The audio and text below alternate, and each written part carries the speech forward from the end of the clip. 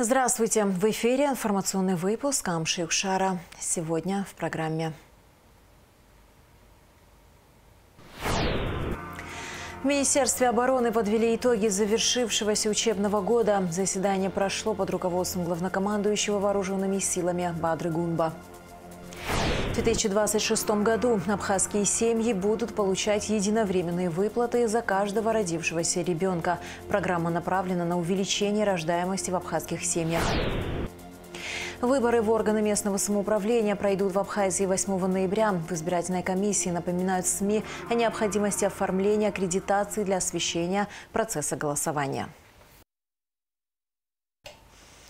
В Министерстве обороны подвели итоги завершившегося учебного года. Заседание прошло под руководством главнокомандующего вооруженными силами президента Абхазии Бадры Гунба. В работе заседания также приняли участие вице-президент Беслан Биквава, премьер-министр Владимир Делба, спикер парламента Лаша Ашуба, секретарь Совета безопасности Рауль Лолуа, а также главы администрации городов и районов.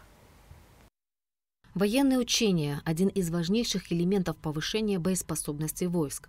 В масштабных оперативно-тактических учениях, прошедших в республике с 13 по 17 октября, были задействованы совместные группировки общевойсковых и артиллерийских подразделений Минобороны Абхазии и Вооруженных сил России, а также все силовые структуры республики и резервисты. Учения проходили по всей территории страны в круглосуточном режиме. На всех этапах войска обучаемых подразделений действовали слаженно и показали хороший результат, отметил, подводя итоги, первый замминистра обороны Беслан Свижба. Главная задача – укрепление взаимодействия между подразделениями – была выполнена. В период с 13 по 17 октября под руководством главнокомандующего вооруженными силами было проведено оперативно-тактическое учение с группировками войск «Восток» и «Запад».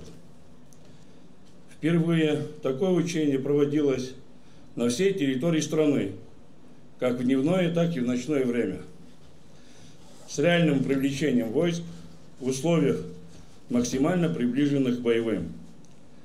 Оперативно-тактическое учение с группировками войск «Восток» и «Запад» было проведено в точном соответствии с утвержденным планом, все поставленные цели были достигнуты.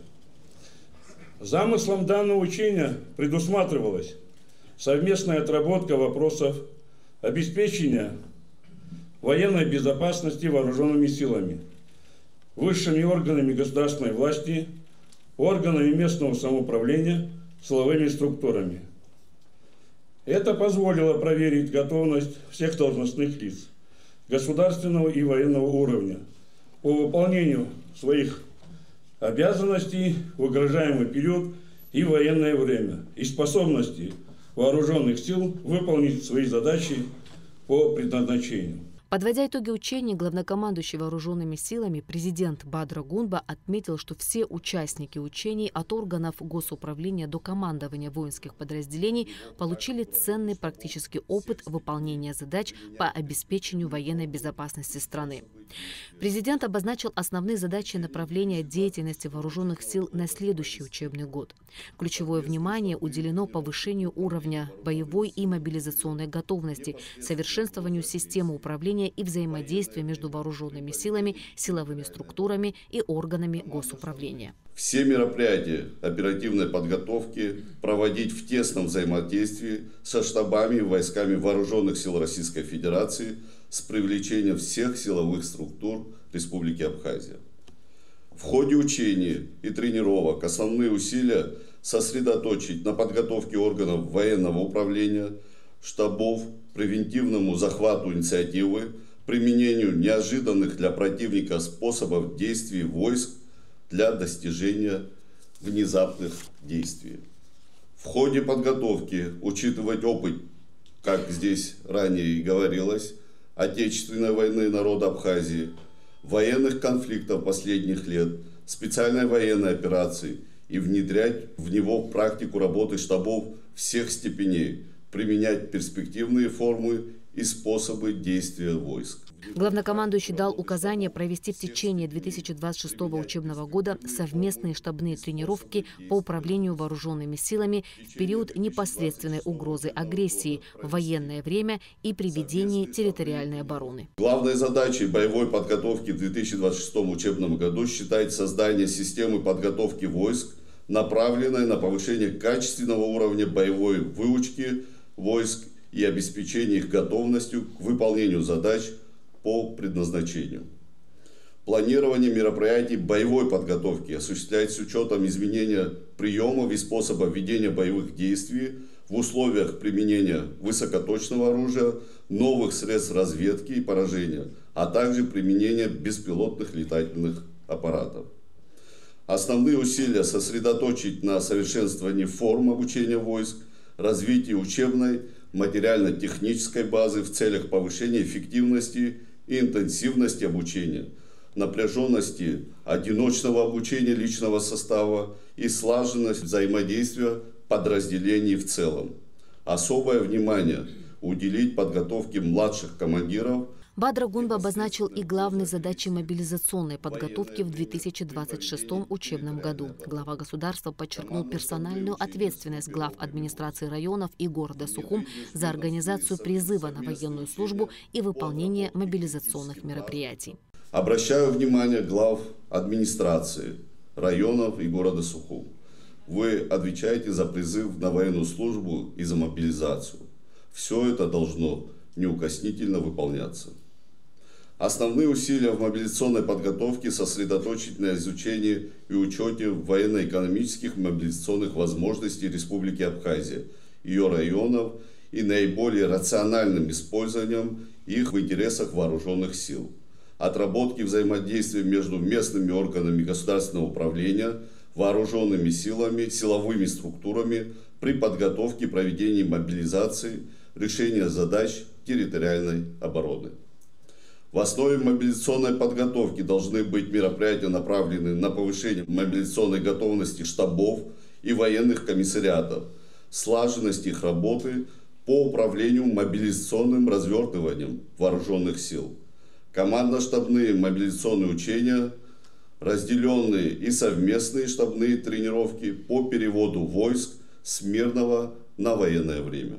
Поддержание постоянной готовности вооруженных сил к отражению агрессии против Республики Абхазия, защите целостности и неприкосновенности ее территории, а также выполнению союзнических обязательств в рамках международных договоров Абхазии – главная задача на 2026 год.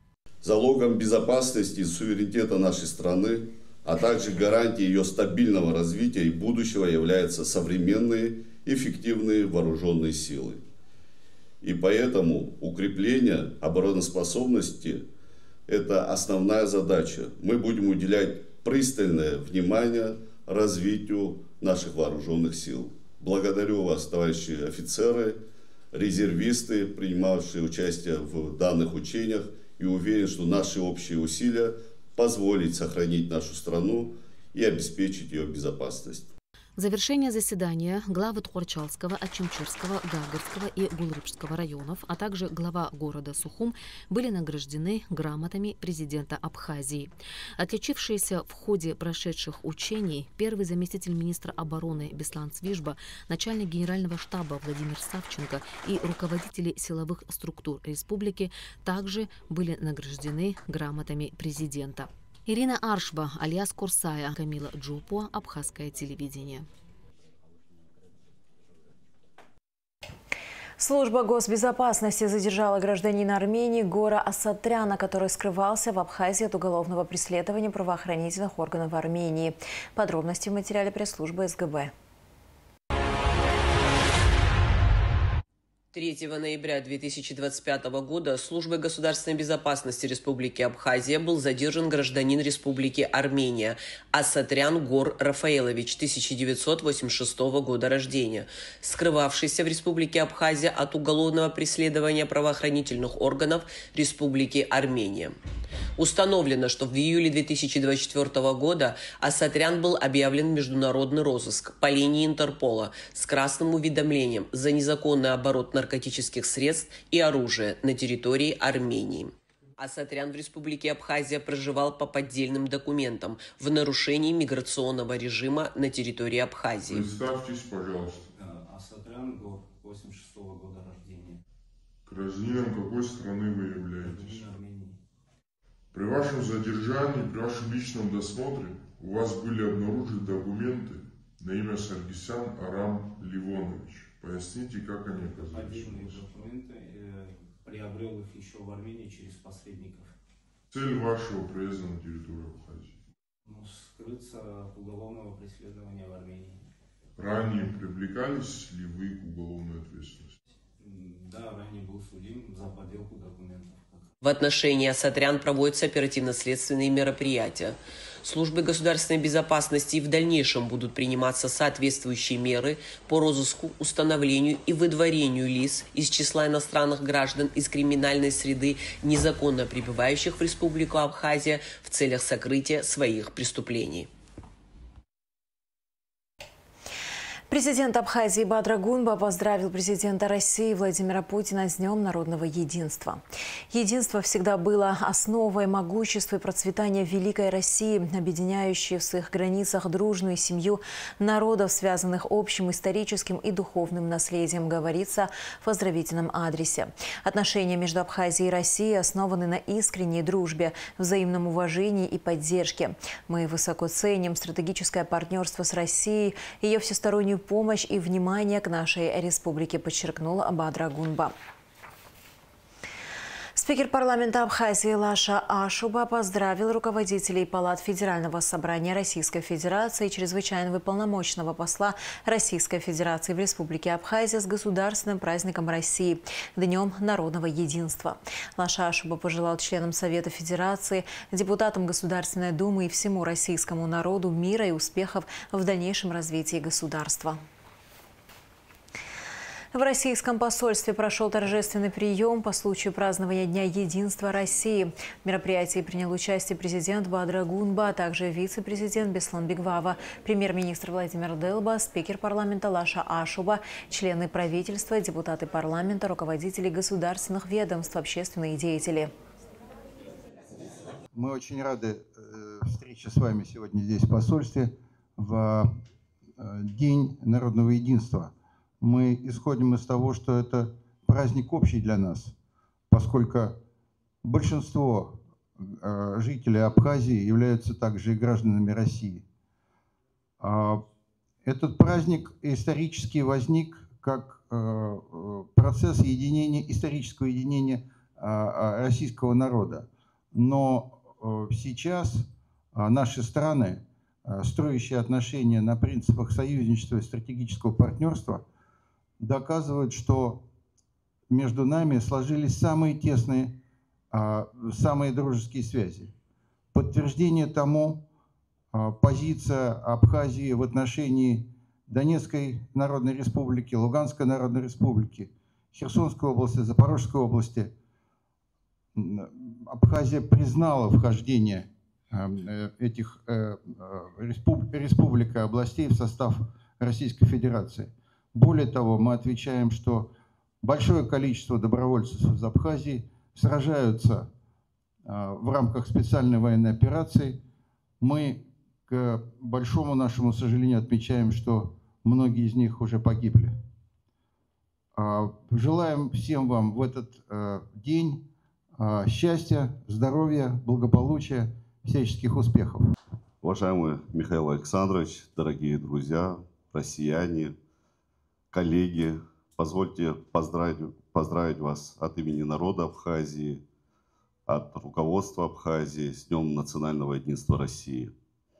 Этот день занимает особое место в истории России. Фундаментом этого является любовь к родине, отношение к своей стране, самоотверженность и ответственность перед своим государством. Именно это позволило сделать Россию великой державой. Несмотря на все сложности, в разные времена, в разные столетия, Россия сохранилась.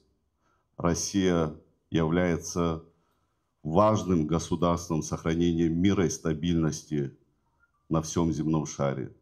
Мы ценим наши союзнические отношения. Народ Абхазии всегда искренне, с благодарностью относится к россиянам, к великой России, понимая, что теплота взаимоотношений, союзничество, они строились веками, и народ Абхазии всегда будет последователен в своем отношении к россиянам. Позвольте еще раз поздравить вас с Днем национального единства, пожелать вам мира, благополучия, дальнейшего единения во благо развития великого государства.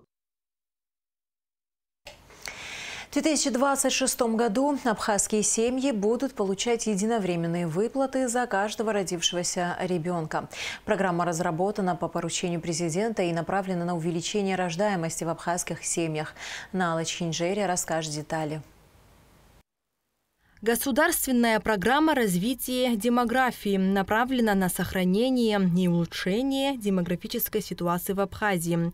Эта программа помогает стимулировать рождаемость детей абхазской национальности, представляя единовременные выплаты семьям. Совсем недавно президентом страны были даны поручения Кабинету министров, направленные на совершенствование системы социальной поддержки. Итогом стало повышение выплат по социальным пособиям. На последнем заседании Кабмина был утвержден проект программы. Таким образом, с 1 января 2026 года увеличен бюджет государственной программы развития демографии.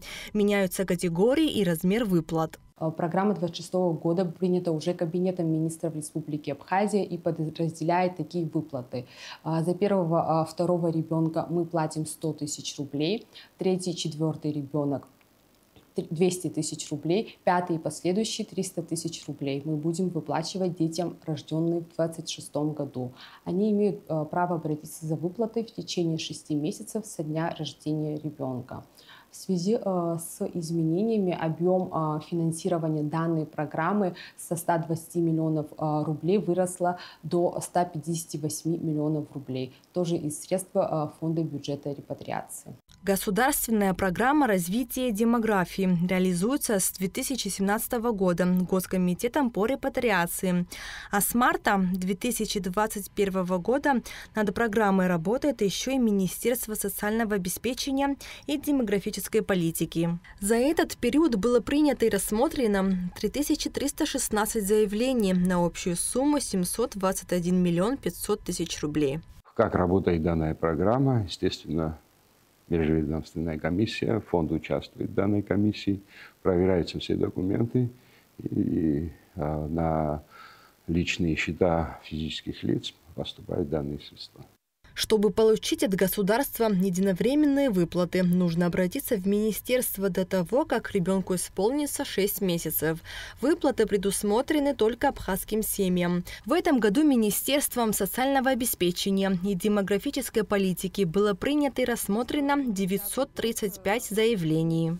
Основной задачей данной программы с 2017 по 2023 год было осуществление единовременной денежной выплаты в размере 100 тысяч рублей при рождении третьего и последующего ребенка абхазской национальности. С 2023 года данная программа была усовершенствована и вносились в нее изменения по сегодняшний день. Если мы говорим на сегодняшний день, за 2025 год мы выплачиваем за первого-второго ребенка 100 тысяч рублей, четвертый и последующий 200 тысяч рублей. Бюджет данной программы составляет 120 миллионов рублей за счет средств бюджета репатриации. В отдел демографии заявитель может обратиться с перечнем документов. Документы – это паспорта родителей, свидетельство о рождении детей, свидетельство о заключении брака, справка с места жительства и составе семьи, справка с места работы, если родители работают, если нет, со школьного учреждения, а также расчет и счет в любом банке они могут открыть. Основной задачей данной программы является осуществление единовременной денежной выплаты абхазским семьям, постоянно проживающим на территории республики. За подачей документов и дополнительной информацией можно обращаться в Фонд демографии Министерства социального обеспечения и демографической политики. Нала Чинжерия, Алексей Агухава, Абхазское телевидение. Вопросы, связанные с увековечением богатого литературного и научного наследия народного поэта Абхазии Баграта Шинкуба, были обсуждены на заседании Государственной комиссии, созданной указом президента 31 октября. Членам комиссии было зачитано завещание Баграта Шинкуба, которое определяет, кто может работать с письмами, дневниками и документами после его смерти. Рассмотрены предложения членов комиссии, требующие детальной проработки и дополнительного обсуждения на очередном заседании. В 2027 году будет отмечаться 110-летие со дня рождения народного поэта Баграта Шинкуба. Следственный отдел УВД по городу Сухум возбудил уголовное дело в отношении Бармышава Баграта Беслановича, 1997 года рождения, в связи с ДТП, произошедшим 1 ноября в Сухуме. Водитель автомобиля Mercedes-Benz Баграт Бармышава, находясь в нетрезвом состоянии, выехал на улицу Арзенба, предназначенную для одностороннего движения.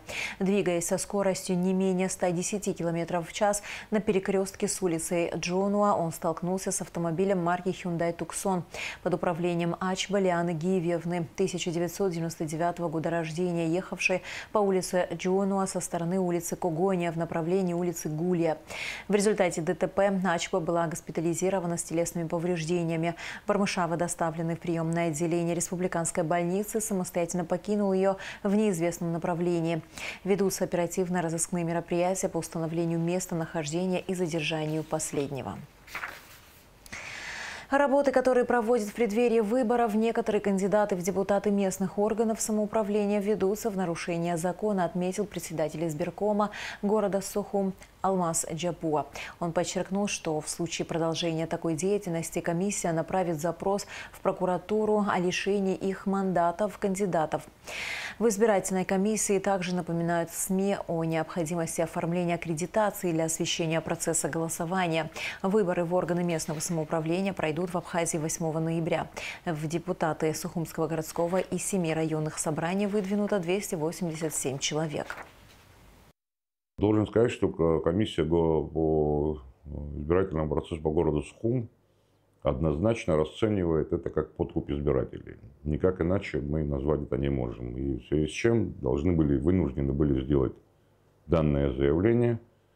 Пригласили ряд кандидатов, которые активно этим занимаются, и предупредили, что в случае, если это было последнее предупреждение, что реально комиссия направит материалы в прокуратуру и аннулирует регистрации, будут заниматься вопросом, будут решать вопрос о аннулировании регистрации этих кандидатов. Надо сказать, что занимается этим не исключительно какая-то группа лиц.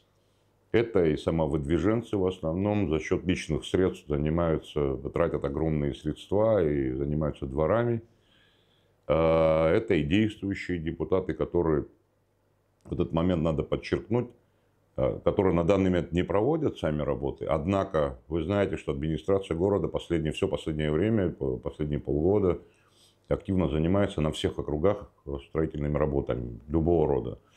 И часть действующих депутатов приходят на места, где администрация проводит работы, и педалируют тему, манипулируют тем, что якобы это они эти работы лоббировали, и, соответственно, можно им зачет. Мы предупредили всех кандидатов, которые к этому, мало того, помимо заявления самих кандидатов, предупредили, что такое поведение недопустимо. И в случае, если мы в течение вот этих нескольких дней, которые остались до выборов, обнаружим на участках проводящие работы, однозначно материалы мы отправим в прокуратуру, и комиссия будет рассматривать вопрос об аннулировании регистрации таких кандидатов. Я бы хотел попросить наших граждан, всех, проявить гражданскую сознательность и прийти в день выборов, проголосовать за тех кандидатов, которые бы они хотели видеть в городском собрании.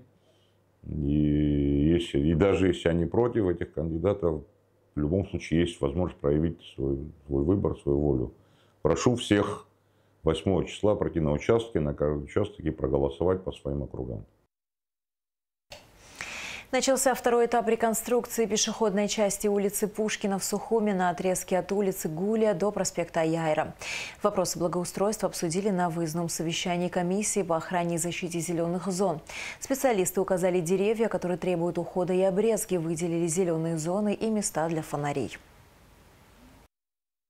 Начался второй этап реконструкции пешеходной части по улице Пушкина от улицы Гулия до проспекта Яйра.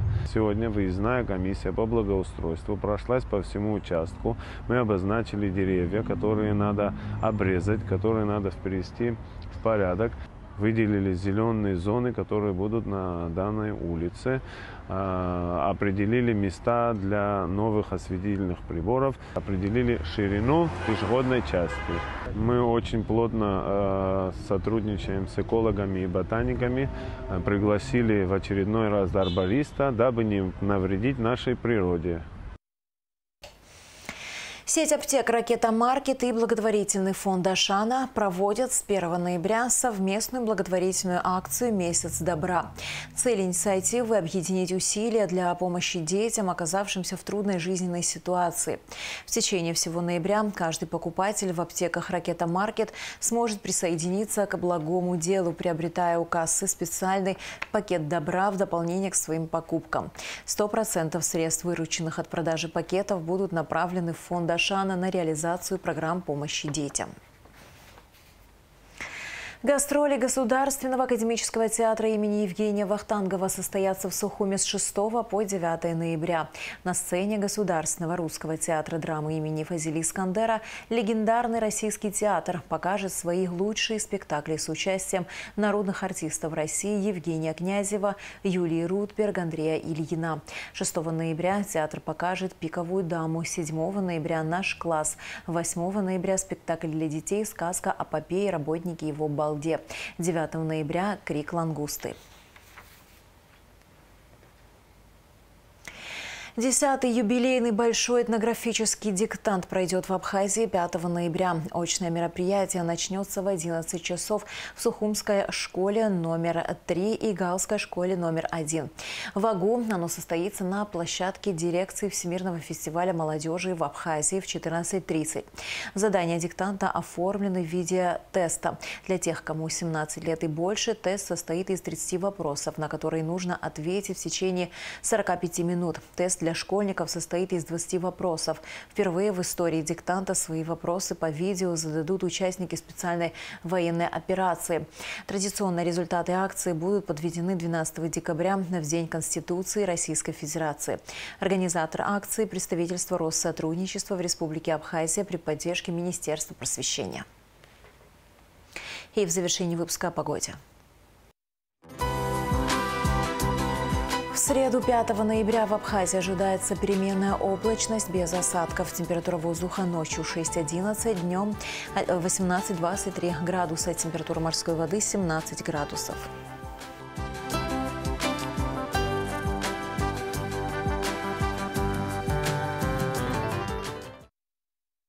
На этом наш выпуск завершен. До скорых встреч в эфире.